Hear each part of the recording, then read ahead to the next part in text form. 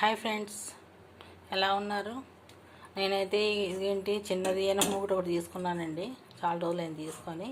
ఈరోజు ఇదిగోండి eggs fry చేస్తాను. ఇందులో అయితే ఆయిల్ పోసుకోవాలి. ఇందులో ఆయిల్ వేసేసుకున్నాక కానీ వేసుకోవాలి. కావలసిన అన్నంలో కూడా కలుపుకోవచ్చండి. అయితే ఆన్ చేసి ఆయిల్ కూడా వేసేసాను. ఇప్పుడు ఎగ్స్ కూడా వేసేస్తున్నాను. అట్లా కావాల్సినవి చూడండి: ఉప్పు, పసుపు, కారం, ఇదేమో ధనియాల పొడి అండి. కొంచెం గరం మసాలా విడిగా ఉంది, అది లాస్ట్లో వేస్తాను. ఇదిగోండి, ఇదేమో కొంచెం గరం మసాలా పౌడర్ అండి. ఇది ఎగ్స్ అయితే వేసేస్తున్నాను. వేసేసాను. కొంచెం వేగనిచ్చేస్తాను. వేగే వరకు కొంచెం ఉప్పు కారం వేసేసి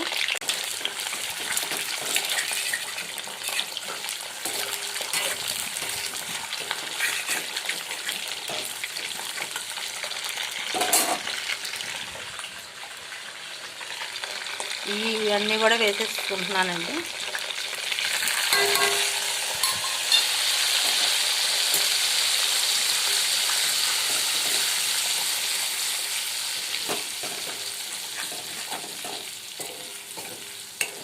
ఇది కొంచెం ఎనపమూగిడు కదండి, కొంచెం అడుగు పడుతుంది.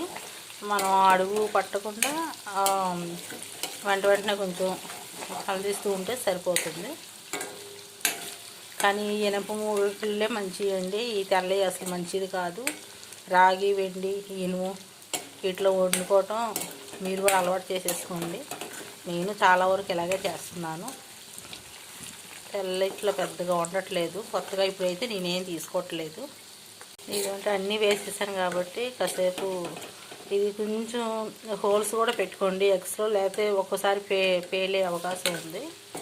ఇది హోల్స్ కూడా పెట్టుకోండి సన్నగా. ఇదిగోండి, ఇలా కాసేపు ఉంచేస్తే ఇది ఆయిల్, ఉప్పు, కారం లోపల పడుతుంది ఎగ్లో. అలా కాసేపు ఉంచేసుకోండి. చూడండి, చాలా వరకు వేగినాయి కదా. మరి ఇంకా బాగా ఫ్రై అయిపోయిన తోలులాగా ఉంటుంది ఎగ్, బాగోదు. ఇలా అయితే సరిపోతుందండి. ఇది సరిపోతుందండి. స్టవ్ అయితే ఆఫ్ చేసేస్తున్నాను. అండ్ అన్నం అయితే వండేసేసుకున్నాను. అన్నం వండేసానండి. ఇదిగోండి రసం అయితే ఉంది.